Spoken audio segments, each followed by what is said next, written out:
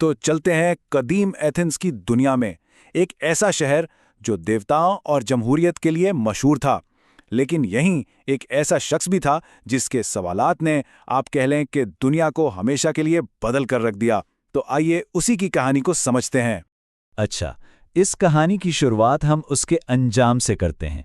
यही वो सवालात थे जिनकी कीमत उसे जहर का प्याला पी कर चुकानी पड़ी, और तारीख में वो शख्स सुकरात के नाम से जाना गया, यानी सच्चाई का अजीम शहीद। लेकिन यहां एक बहुत बड़ा सवाल पैदा होता है। एक ऐसा शहर जो जमहूरियत का गढ़ हो, वो अपने ही सबसे बड़े फलसफी को मौत की सजा क्यों देगा? आज हम इसी सवाल की गहराई में जाने की कोशिश करेंगे। तो सुकरात की सोच को समझने के लिए हमें उसके बचपन में झांकना होगा। वहीं से तो ये हर चीज पर सवाल उठाने की आदत शुरू हुई थी। देखें, इसका वालिद एक संगतराश था। सुकरात बचपन में उसे पत्थरों से शेर की मूर्तियां बनाते हुए देखता था। एक दिन उसने पूछ ही लिया कि वो ये कैसे करते हैं, तो वालिद ने बहुत दिलचस्प जवाब दिया। उन्होंने कहा, बेटा, शेर तो पहले से ही पत्थर के अंदर कैद है। मेरा काम तो सिर्फ इस फालतू पत्थर को हटाना है ताकि वो शेर आजाद हो सके। बस ये बात सुकरात के जहन में बैठ गई। और फिर उसके वालदा थीं जो एक दाई थीं। जब सुकरात ने उनसे उनके काम के बारे में पूछा तो उन्होंने भी कुछ ऐसा ही कहा कि बच्चा तो माँ के अंदर पहले से मौजूद होता है, मैं तो सिर्फ उसे दुनिया में लाने में मदद करती हूँ। तो इन दो बातों से सुकरात ने एक बड़ा नतीजा निकाला कि सच्चाई और अच्छे ख्यालात ये सब पहले से ही हमारे अंदर मौजूद हैं। बस ज़रूरत इस बात की है कि इन्हें जहालत के पर्दों से आज़ाद किया जाए। और इसी सोच से जन्म हुआ उसके मशहूर फ़िलसफ़ियाना तरीक़े का, जिसे हम आज सुक्रेटिक मेथड या सकराती तरीक़ा कहते हैं। वो करता क्या था? वो लोगों से बस सवाल पर सवाल करता जाता था, यहाँ तक कि वो शख्स खुद अपनी ही सोच की गहराइयों से जवाब ढूंढ निकालता था। यानी ये बिल्कुल ख़यालात की पैदाइश में मदद देने जैसा अमल था। फिर क्या था? जल्द ही सुकरात के ये सवालात एथेंस की गलियों में गूंजने लगे और वो देखते ही देखते शहर की एक जानी पहचानी शख्सियत बन गया। अब इसी दौर में एक और फलसफी था, एनाक्सिगोरस, जिसने एथेंस में जैसे एक तूफान बर्पा कर दिया। उसने कहा कि भाई, ये सूरज और चांद कोई देवता नहीं है, ये तो बस दहकते हुए पत्थर हैं। इस एक ख्याल ने सोक्रात को यह दिखा दिया कि जो अकीदे सबसे पक्के समझे जाते हैं उन्हें भी चैलेंज किया जा सकता है। हालांकि एथेंस के लोगों को यह बात बिल्कुल पसंद नहीं आई और उन्होंने एनाक्सिगोरस को तौहीन मजहब का इल्जाम लगाकर शहर से ही निकाल दिया। और फिर वो मशहूर वाकया पेश आया। डेल्फी के मशहूर मंदिर में एपोलो देवता की पुजारिन ने एक ऐलान किया कि पूरी दुनिया में सुकरात से ज्यादा अक्लमंद कोई नहीं।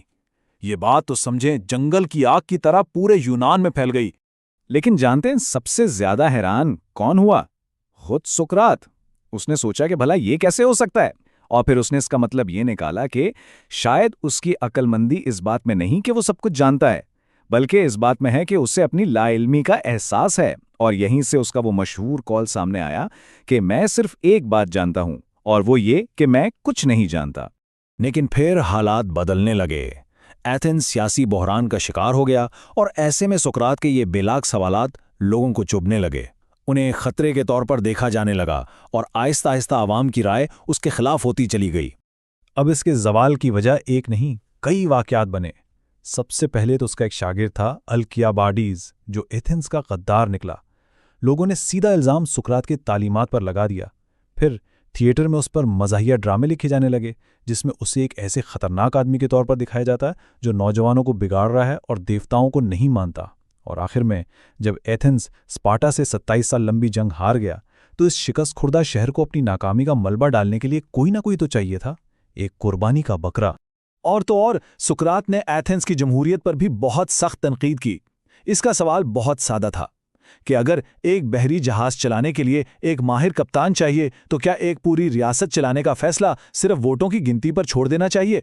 इसका कहना था कि रियासत चलाना भी एक फन है जो हर किसी को नहीं आता, उसे सीखना पड़ता है। जाहिर है इस सवाल ने शहर के ताकतवर लोगों को बहुत ज्यादा नाराज कर दिया। और फिर 399 कब्ल मसीह में वो दिन आ ही गया जब सुकरात को एथेंस की सबसे बड़ी अदालत के कटहरे में खड़ा कर दिया गया। उस पर 3 बड़े इल्जाम लगाए गए। पहला, एथेंस के नौजवानों को गुमराह करना। दूसरा, शहर के देवताओं को ना मानना। और तीसरा, रियासत की बुनियादों को कमजोर करना। लेकिन ये कोई आम मुकदमा नहीं था। अपना दिफा करने के बजाय सुकरात ने बिल्कुल वही किया जिसका उस पर इल्जाम था, यानी उसने अपने इल्जाम लगाने वालों से ही सवाल जवाब शुरू कर दिए। उसने जजों और पूरे मुआशरे की मुनाफिकत को सबके सामने बेनकाब कर दिया और साफ साफ कह दिया कि वो सच बोलना नहीं छोड़ेगा, चाहे उसकी जान ही क्यों ना चली जाए। जब वोटिंग का वक्त आया तो 500 लोगों की जूरी में से 280 ने उसे मुजरिम करार दे दिया, यानी बहुत मामूली अक्सरियत से, जिससे पता चलता है कि शहर इस मामले पर कितना बटा हुआ था। लेकिन खैर, फैसला तो हो चुका था। और फिर जब उससे पूछा गया कि वो खुद अपने लिए क्या सज़ा तजवीज़ करता है, तो उसने तंज करते हुए कहा कि शहर की भलाई के लिए मेरी खिदमात के बदले तो मुझे सरकारी खर्च पर अशाइया दिया जाना चाहिए। उसने एक तरह से मौत को कबूल कर लिया था, लेकिन अपने उसूलों पर जरा भी समझौता करने को तैयार नहीं था। सुकरात के आखिरी लम्हात और इसकी मीरास बिल्कुल उसके सवालों की तरह ही गहरे और हमेशा जिंदा रहने वाले थे।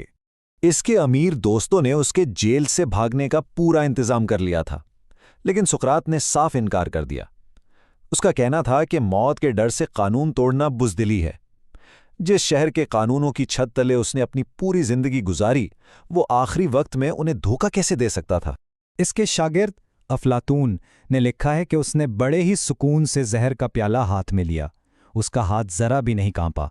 उसने जहर पी लिया और फिर कुछ देर टहलता रहा, यहां तक कि उसके पांव भारी होने लगे। फिर वो लेट गया और अपना चेहरा ढांप लिया। और इसके आखिरी अल्फाज आज तक एक मुअम्मा है। उसने अपने दोस्त क्रिएटिव को बुलाया और कहा, हम पर एस्क्लेपियस का एक मुर्ग कर्ज है, प्लीज ये कर्ज अदा करना मत भूलना। और उसके बाद वो हमेशा के लिए खामोश हो गया।